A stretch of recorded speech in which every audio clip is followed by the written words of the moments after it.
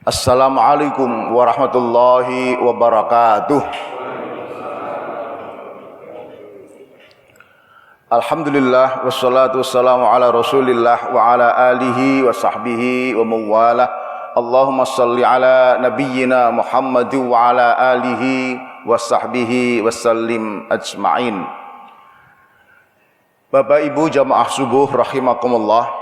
Alhamdulillah, segala puji bagi Allah yang telah meringankan langkah kita hadir di tempat yang mulia bersama orang-orang yang mulia di waktu yang mulia untuk sesuatu yang mulia.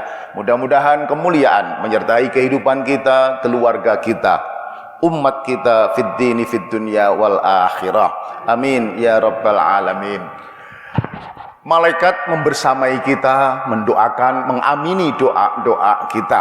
Oleh karena itu, senyampang dihadiri para malaikat, saya doakan mudah-mudahan panjenengan semua barokah dan panjang umurnya, sehat semuanya, barokah dan berlimpah rezekinya, salih dan salihah anak cucunya, dan semoga segera lunas hutang-hutangnya.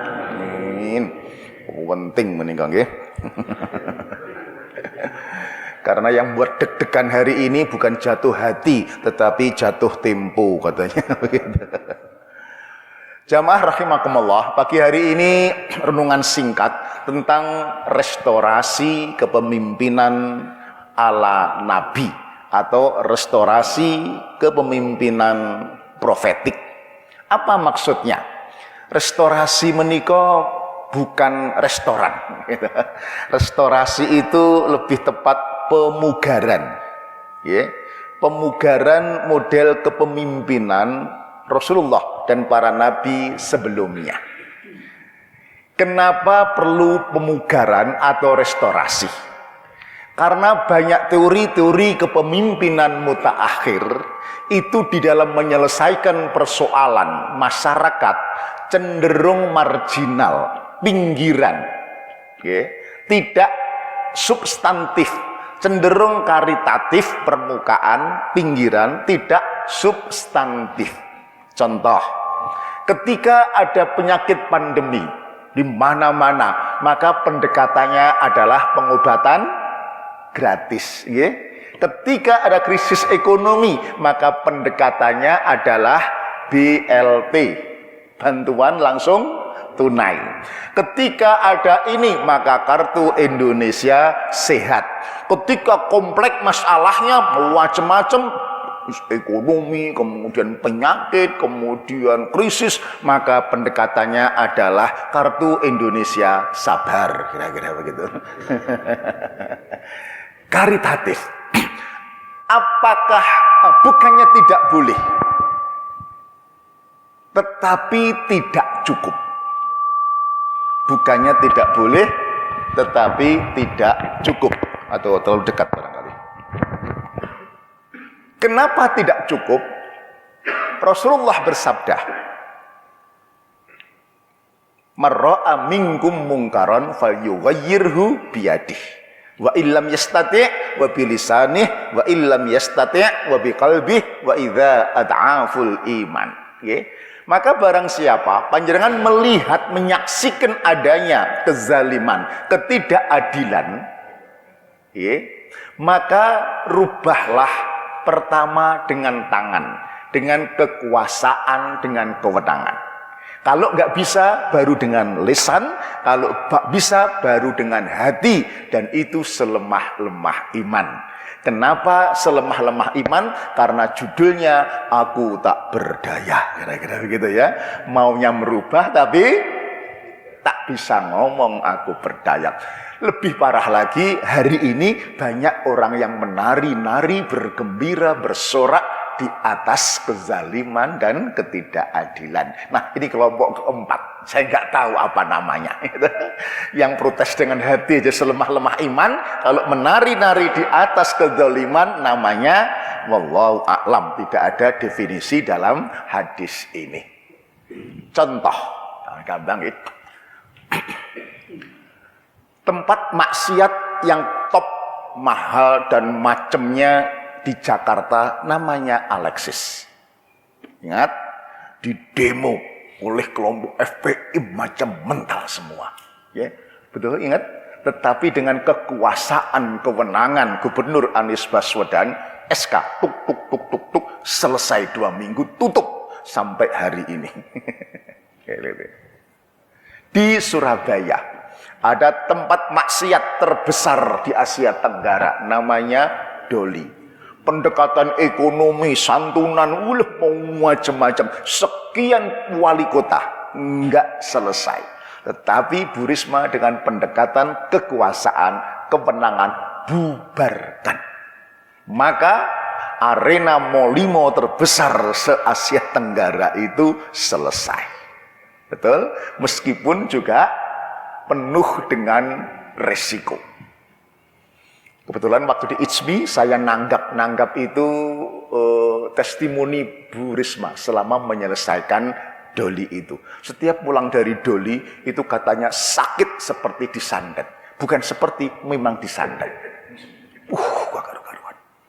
Yang menarik, dia cerita sampai dia sudah pamitan dengan keluarganya.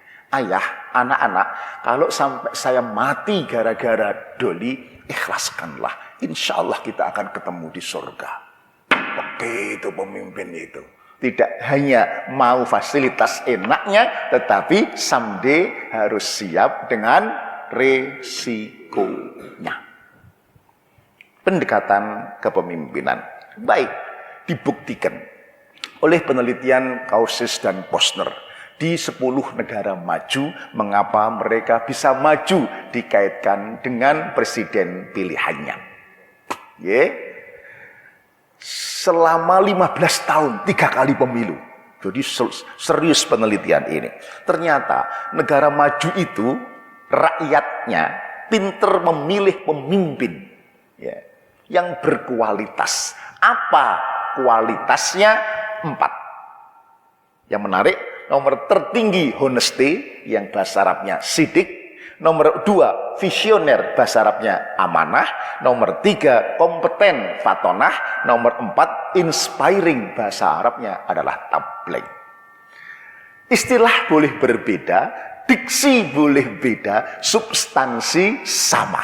Sejak zaman Nabi sampai zaman kini, karena Nabi kita teladan, betul?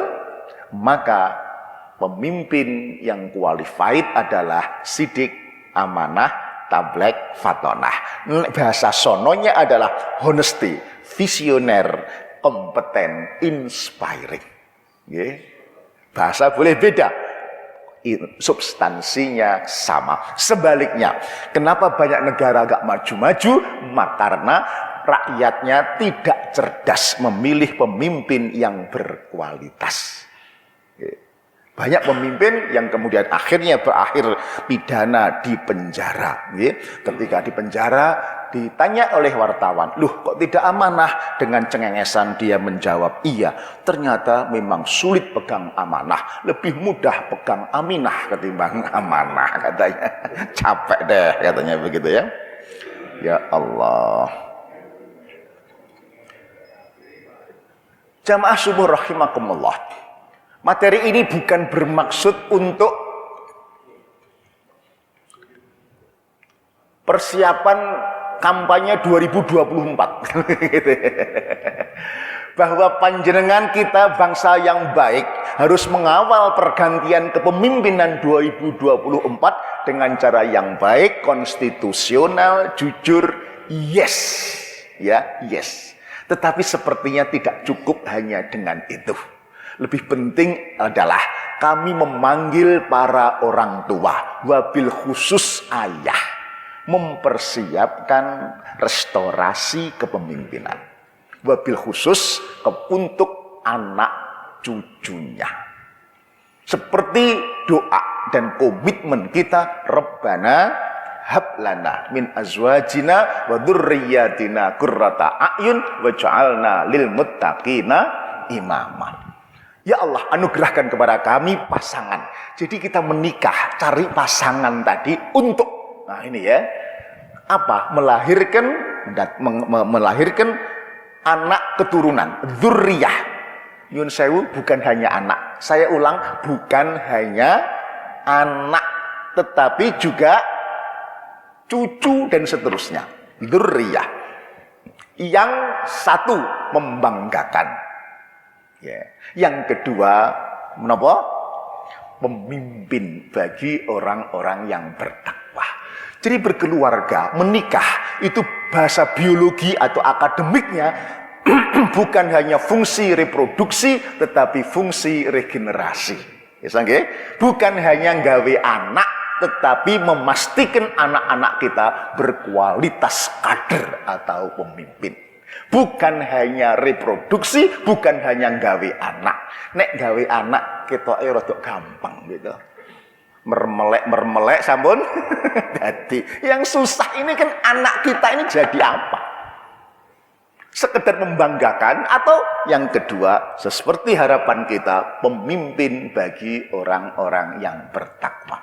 Dan ini tidak sederhana dan ini tidak bisa sulapan. Al-Quran menceritakan berulang-ulang. Kalau kita berulang-ulang itu berarti pelajaran ini sangat penting. Di surah apa ini lupa. Dalam surat itu itu diulang-ulang. Sampai 5 kali atau 6 kali. Walaqad yassarnal Qur'an lidzikri fahal mim muddakir. Ya, sungguh aku berikan kemudahan membaca, mempelajari Al-Quran dengan bentuk cerita, kisah, ya, sebagai peringatan. Tetapi siapakah yang bisa mengambil pelajaran? Oke, Al-Quran terkait dengan persiapan kepemimpinan itu diceritakan berulang-ulang. Ya, tentang restorasi kepemimpinan ini. Contoh, untuk melawan kezaliman dan ketidakadilan di zaman Namrud, masih ingat? Allah mempersiapkan pemimpin namanya Ibrahim alaihissalam. Gak tanggung-tanggung hampir 100 tahun. Padahal Allah loh ini. Kira-kira kalau Allah itu menyiapkan Romdino itu bisa enggak? Bisa, wong Allah kok. Kenapa kisahnya harus 100 tahun? Sekali lagi memberikan pelajaran kepada kita, pemimpin itu tidak bisa sulapan. Lahir Ibrahim, usia kecil sudah melawan ayahnya. Apa namanya? Yang membuat patung. Agak dewasa melawan Ibrahim sampai kemudian dia dibakar. Umur 90 tahun gak punya anak, gak punya kader, minta anak, diberi Ismail. Baru lahir anak dan ibunya dan emaknya disuruh meninggalkan di Masjidil Haram. Ketika Mumayyiz disuruh menyembelih, masih ingat? Dan kemudian ketika disembelih diganti dengan domba. Setelah Ibrahim melewati ujian kepemimpinan, ketaatan, keimanan, kepatuhan, baru dilantik. Perhatikan, baru dilantik. Jadi enggak sulapan oleh Allah. Dengan surah Al-Baqarah 124. Wa idzibtala Ibrahim rabbuhu bikalimatin fa'atammahun. Qala inni ja'iluka lin-nasi imama. Qala wa min dzurriyyati. Qala la yanalu ahdidz dzalimin. Dan ingatlah ketika Ibrahim diuji dengan berbagai ujian dan kemudian lulus dengan cum laude. Lalu dilantik, inni ja'iluka linnasi imama. Wa Ibrahim, aku jadikan engkau pemimpin bagi seluruh umat manusia.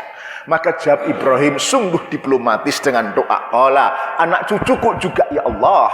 Ya, maka jawab Allah, qala, janjiku la yanalu ahdidz dzalimin. Janjiku tidak berlaku bagi orang-orang yang zalim. Ibrahim. Yang kedua, Fir'aun, masih ingat?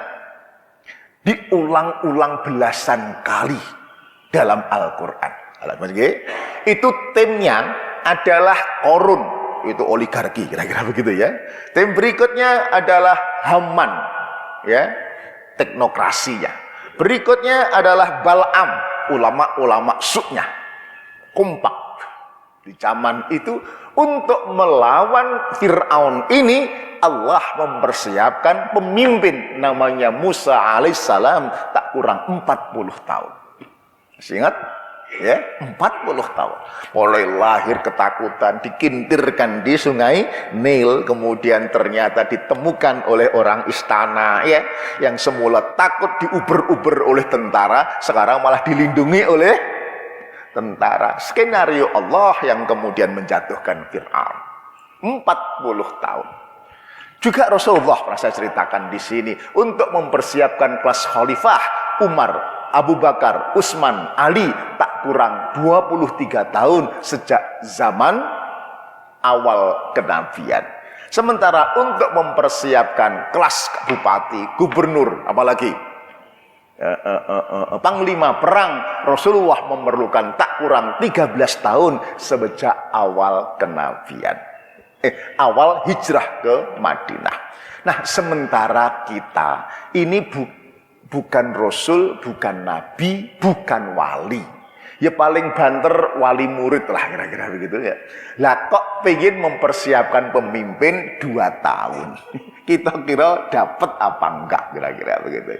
Ya mudah-mudahan dapat yang terbaik. Tapi more than this, lebih dari sekedar persiapan kepemimpinan 2024, tugas utama sesuai dengan doa kita memastikan anak cucu kita kualitas pemimpin. Minimal mampu memimpin keluarganya, komunitasnya, kelompoknya. Kira-kira begitu ya. Minimal jadi ketua RT. Siapa ketua RT-nya sekarang? Ketua RT, ketua RW itu jangan dihina, itu rebutan loh itu. Maksudnya rebutan mundur gitu loh. Nek orang mau diganggu gak mau jadi ketua RT itu ya. Yang lain biasa ketua RT sampai diangkat berkali-kali itu hebat itu ya. Saya juga sama, habis direktur utama Temprina, dirut Adi Prima, dirut JP Book, dirut apalagi power plant ya. Terakhir jabatan saya ketua RT. Ketika ngumpul ke wabeh bodoh heran, Pak Misbah ketua RT. Tak kira, apa salahnya aku yang ngono. Maksudnya habis dirut berbagai kok ketua RT begitu, tak apa salahnya ngono meneng deh. Dikira ini salah. Sedikit ngomong RT saya agak keren gitu. Agak keren, kecil, 55 kakak. Lengkap, ada orang miskin 30 kampung seng itu, tapi bertabur bintang juga ada. Ada 2 Kapolda, Pak Iqbal sama Pak Nasri, Jenderal bintang 2. Ada Pak Ahmadi Heri, Wakasal, Jenderal bintang 3. Kemungkinan mau naik 4. Gitu. Nah, jenengan bisa membayangkan kalau sebuah RT warganya saja jenderal bintang 3, kira-kira ketua RT-nya bintang berapa itu? Bintang 7 alias mumet gitu. Long Pak Iqbal apa jenenge akikoh ngene walah macet ya karo-karuan ya Allah. Baik. Jadi kualitas kader. Kenapa saya ingatkan, ngapunten ibu-ibu, bapak-bapak, kepedulian bapak ibu terhadap waja'alna lil muttaqina imamah dalam 10 tahun atau terakhir ini sepertinya mulai kendor. Paling tidak terbangun dalam mindset orang tua. Ngapunten kalau saya salah, nggih. Gejalanya begini.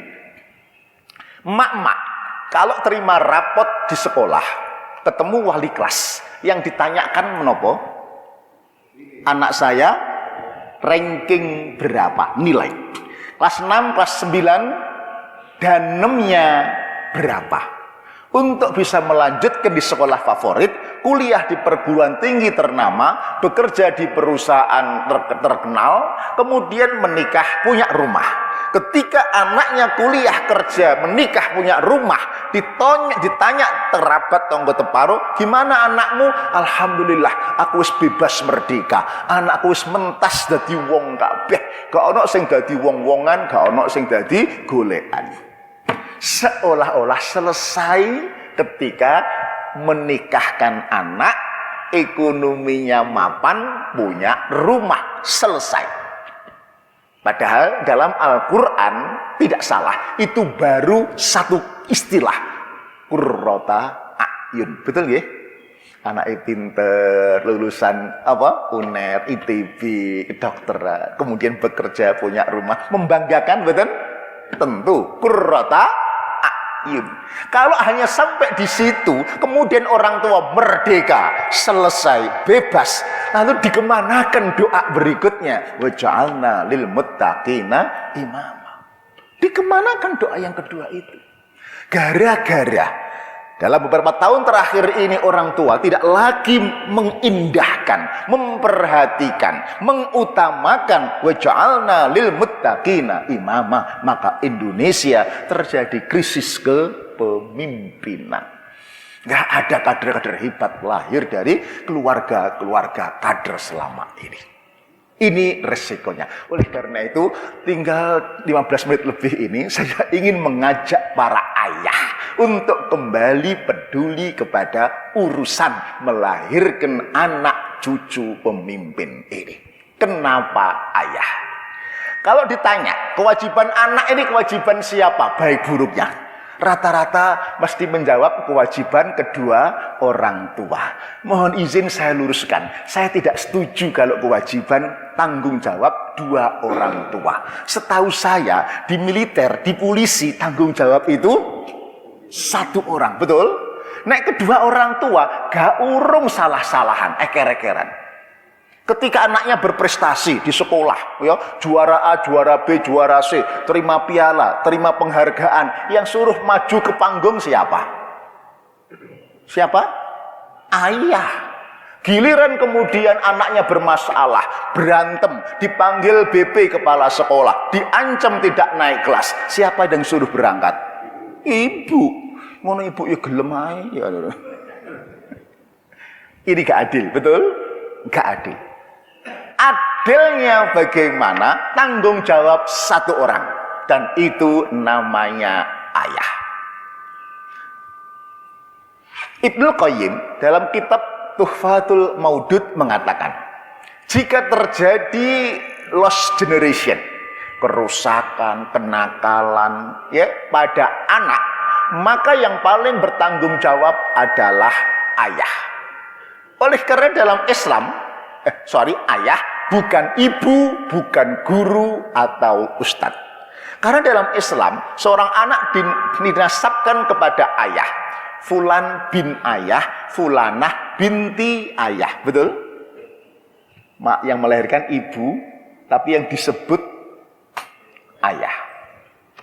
Itu bukan gratisan. Itu menunjukkan kepada siapa Allah kelak meminta pertanggungjawaban baik buruknya anak itu kepada ayah, bukan ibu, bukan guru. So ibu-ibu gak usah ngiri nggih, meskipun abot-abot melahirkan gak disebut belas dalam nggih, gak usah ngiri. Tanggung jawabnya besar. Ayah, bukan ibu, bukan guru. Loh Ustadz, bukankah hari ini sekarang ini yang banyak mendidik berperan dalam pengasuhan adalah ibu? Ya, apa salah? Tidak salah. Dengan ibu namanya berbagi peran. Karena ayah cari uang, ma, aku tak kerja, titip anaknya ya. Boleh? Boleh. Berbagi peran. Tapi nek ono opo-opo nih tanggung jawab kepada ayah. Anak ayah ibu sibuk, anaknya dititipkan kepada guru sekolah, kepada pesantren, ustadz, boleh? Boleh. Tetapi nek ono opo-opo nih, ya, yang akan diminta oleh Allah pertanggungjawaban adalah ayah. Oleh karena itu, itulah pengertian tanggung jawab dan peran. Ibu, bapak, masih ingat kasus mana itu Kanjuruhan? Ingat nggih? Stadion Kanjuruhan meninggal supporter Arema hampir 300 kalau nggak salah, betul nggih? Siapa yang dipecat? Siapa yang dipecat? Siapa? Kapolres, Kapolda, betul? Kenapa? Padahal dia tidak ada di lapangan. Tugas boleh diserahkan berbagi peran kepada Kapolsek, Brimob, Satpam, apa saja yang ada di Kanjuruhan. Nek ono opo-opone, Kapolres, Kapolda pecat. Itu tanggung jawab dan peran. Sama, anak juga begitu, boleh nitip ke istri, nitip ke guru atau ustadz pesantren. Nek ono opo-opone, bapak dipecat. Jadi apa terus gitu.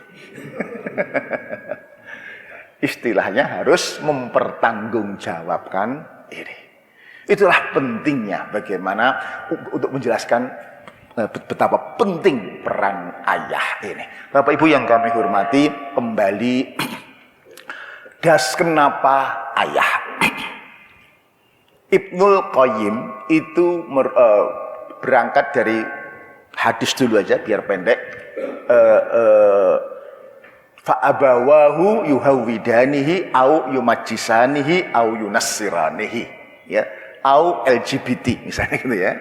Para ayah yang bertanggung jawab anaknya itu Yahudi, Nasrani, Majusi atau LGBT. Mohon maaf. Ayah yang akan bertanggung jawab. Ibu, masalah ini agak serius, ngapunten. Sedikit saya agak flashback, agak ulang. Kira-kira 2 bulan ini saya keliling ceramah di Dapil 7, Dapil 7, maksudnya daerah Trenggalek, Ngawi, Magetan gitu ya. Ada 17 tempat parenting itu minta judul yang kira-kira sama.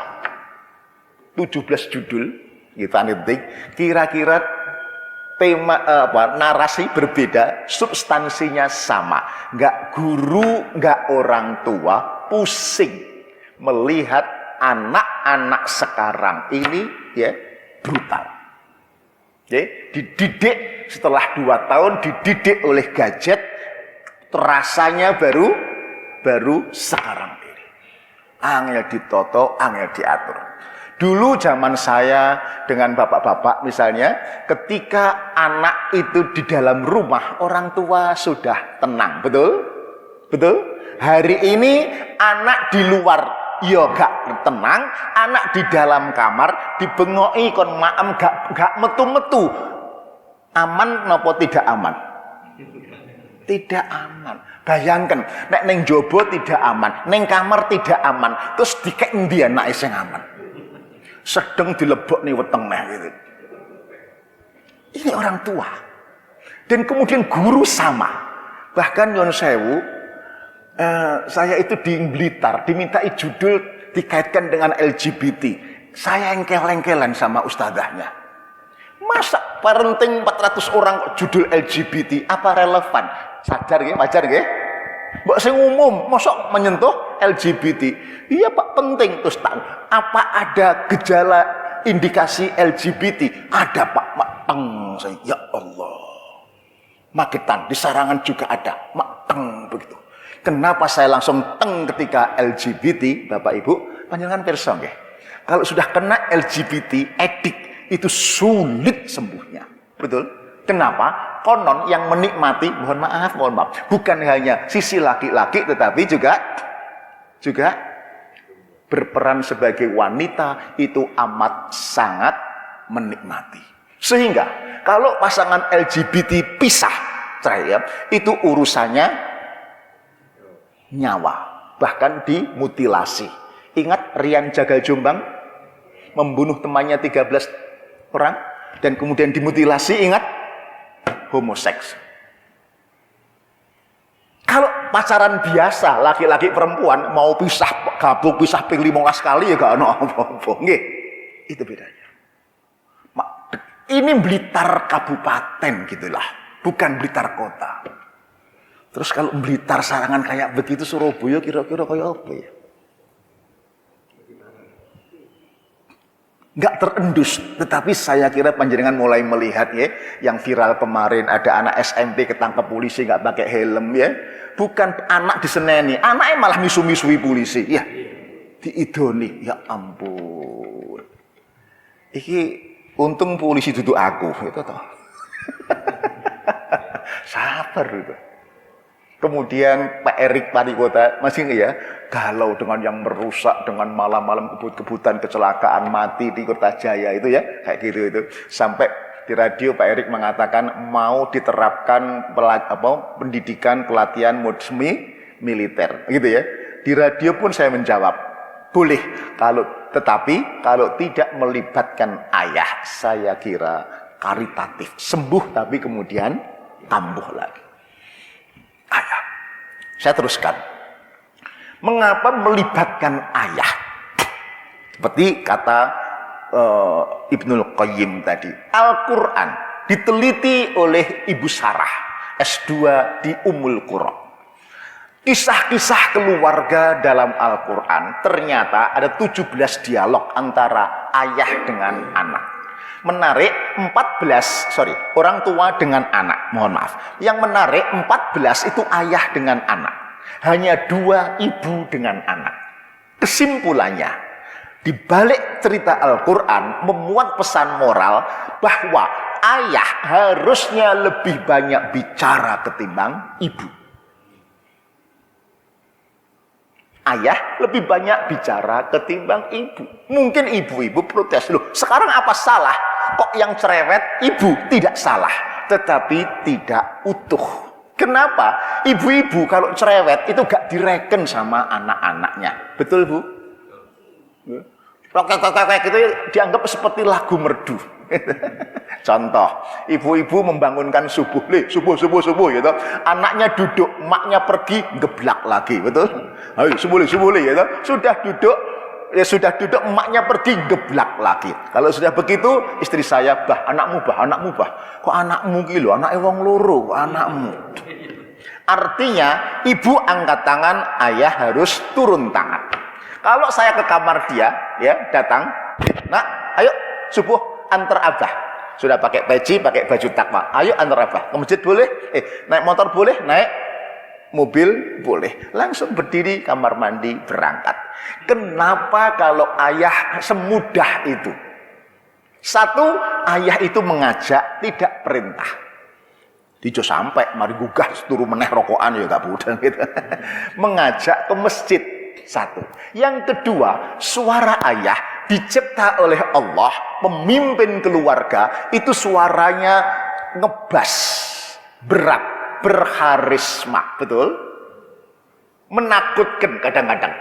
Masih ingat waktu kita masih kecil, ya, disuruh mandi sudah jam 4-5 sore, disuruh mandi sama mak, gak budal-budal, betul? Kemudian jam 4:30 sepeda motor bapak datang gurung, gak usah diperintah, langsung melari beleber begitu. Betul? Sepeda motor bapak lemedeni, belum lagi suaranya.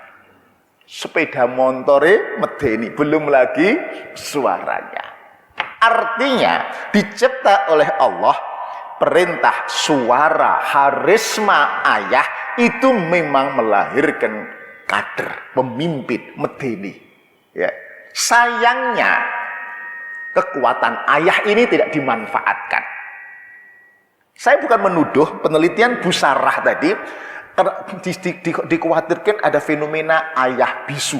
Bukan ayah loro untu, ayah males ngomong kepada anak-anaknya. Dilapori sama Bunda Pak, anaknya diancam tidak naik kelas karena sering berantem di sekolahan. Kira-kira apa kata ayah? Apa kata ayah? Wis mama yang sekolah ya. Ayah malas ngomong. Diteliti oleh seorang ahli, rata-rata Indonesia ayah ngomong dengan anaknya rata-rata hanya 19 menit per hari. Bagaimana mungkin jadi anak kader, anak soleh, keluarga hebat manakala hanya 19 minutes as a father?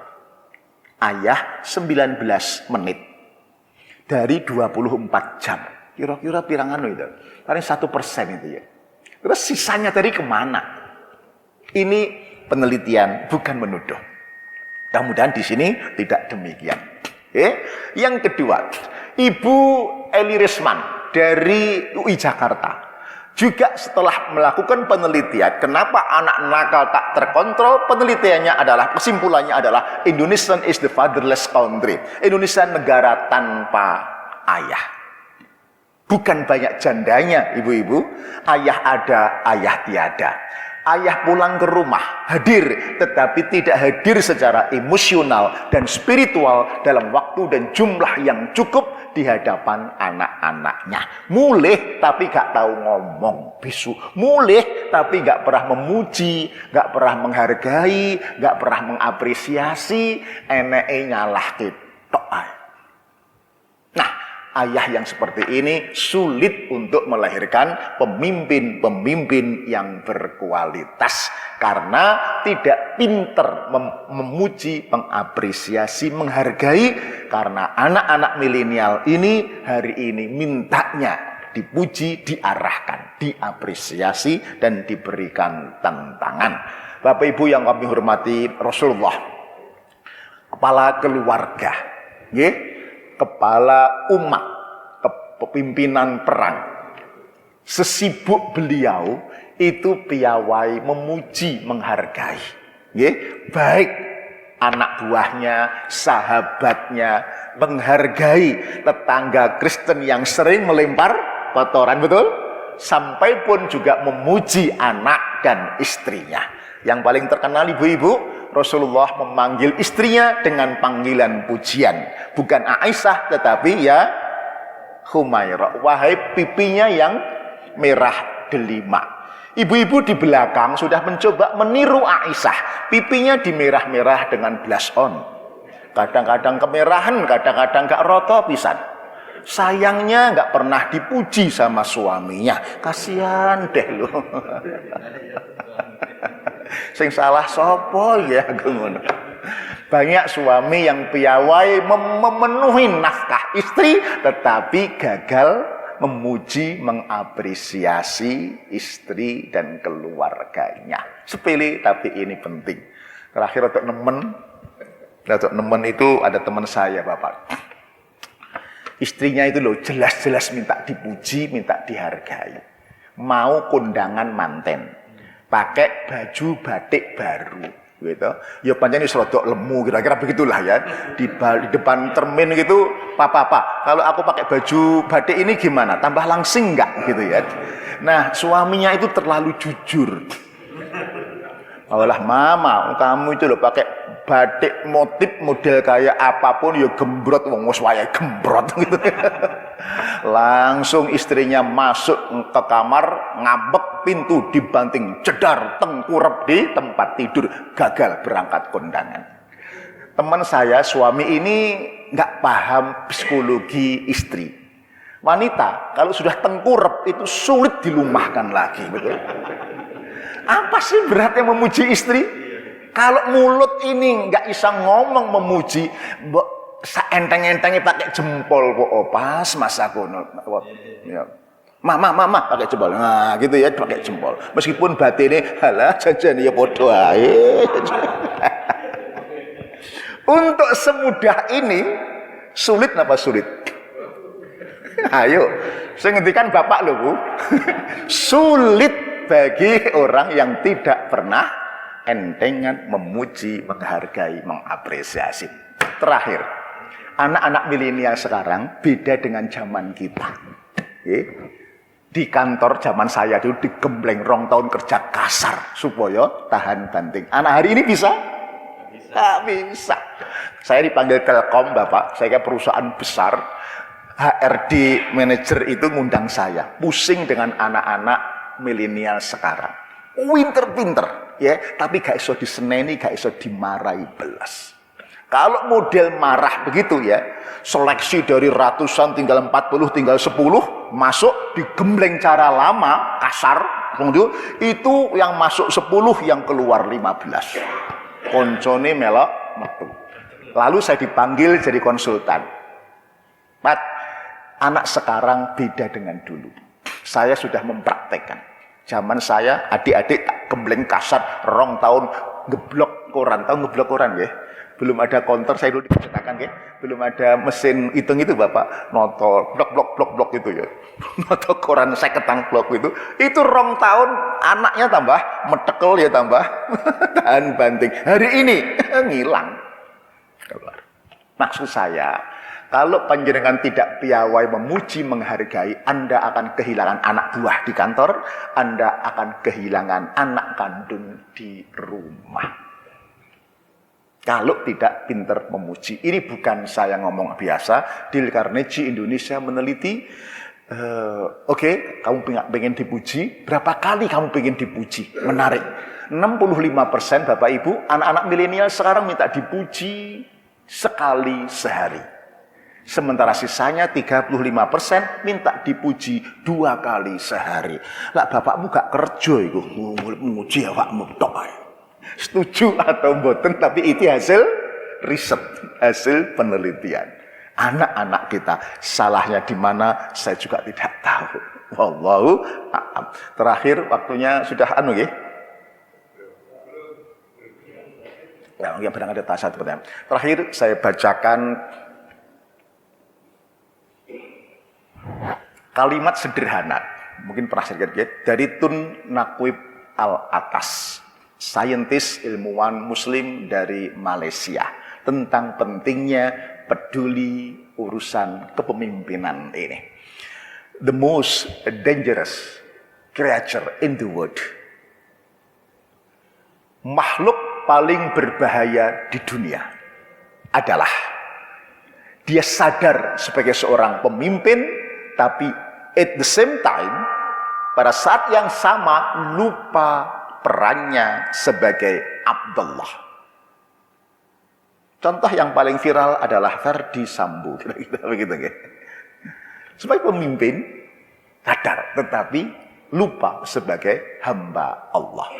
Sebaliknya, the most useless creature in the world, makhluk paling konyol dan tidak berguna di dunia adalah mereka yang sadar sebagai hamba Allah, at the same time, pada saat yang lupa, forget that he is khalifah of Allah. Pada saat yang lupa, saat yang sama lupa perannya sebagai khalifatullah, pemimpin bumi yang melahirkan generasi-generasi pemimpin. Yang kedua ini kayaknya kita, ya. Abdullah sadar, dan masjid subuhan, poso, umroh, haji berkali-kali, betul ya. Kemudian ya sodakoh, ya macam-macam, tetapi at the same time, pada saat yang sama lupa khalifah ini dipegang oleh mereka. Kalau kemudian dunia dipimpin oleh satu, the most dangerous, makhluk paling berbahaya, umat Islam mayoritas menjadi makhluk yang paling konyol, useless, abai, urusan kepemimpinan ini, kira-kira bumi ini akan segera tenggelam. Ekstrimnya ngomong begitu. Assalamualaikum warahmatullahi wabarakatuh.